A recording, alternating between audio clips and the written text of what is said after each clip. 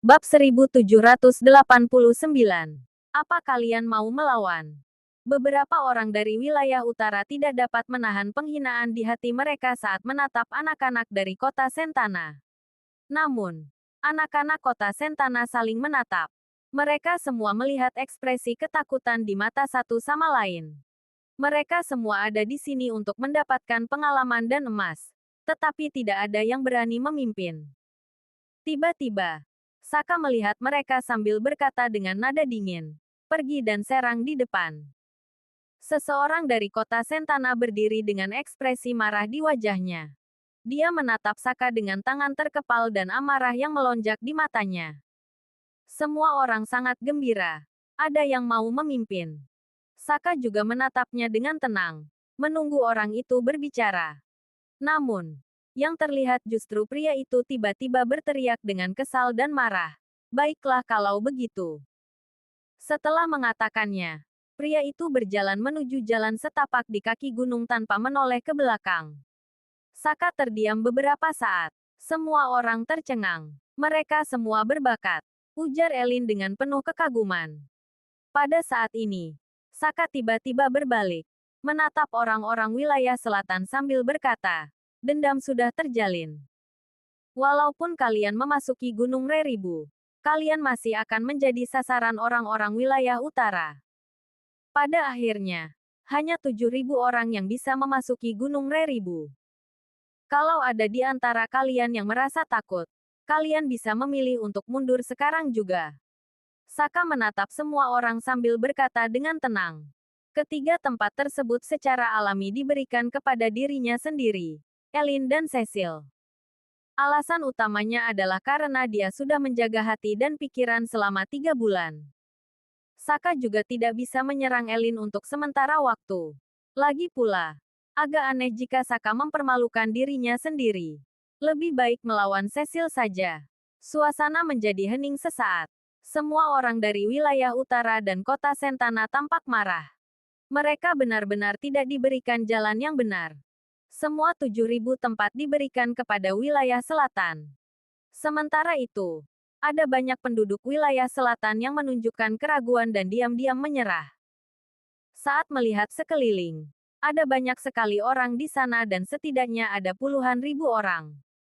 Ini adalah pilihan orang lain dan Saka tidak ikut campur. Akan tetapi, melihat masih ada 20.000 orang yang tersisa, dia sangat mengagumi mereka dalam lubuk hatinya. Orang-orang ini tidak memiliki warisan tabib agung dan mereka masih tetap berani untuk tinggal. Mereka sangat berani. Tetapi apakah mereka dapat memasuki Gunung Reribu? Itu tergantung pada nasib mereka. Setelah melakukan semua ini, Saka memanggil dengan tenang, "Cecil." "Mengerti." Cecil menghela napas secara diam-diam. Dia mulai mengatur tenaga untuk mendaki gunung sesuai urutan yang diatur oleh Saka.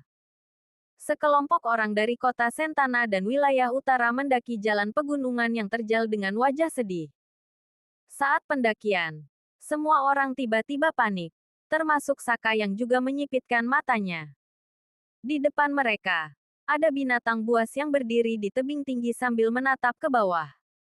Ada harimau dan serigala di antaranya. Tetapi mereka berbeda dari hewan liar biasa. Tubuh mereka membesar. Mata mereka tidak hanya ganas, tetapi juga spiritual dan memancarkan momentum yang kuat. Binatang buas. Saka mengangkat alisnya. Ada seekor makhluk dalam legenda kuno yang menyerap esensi matahari dan bulan. Kemudian secara bertahap berubah menjadi bentuk manusia. Namun, seiring dengan perubahan lingkungan langit dan bumi, manusia menjadi makin kuat dan makhluk itu mulai menghilang tanpa jejak.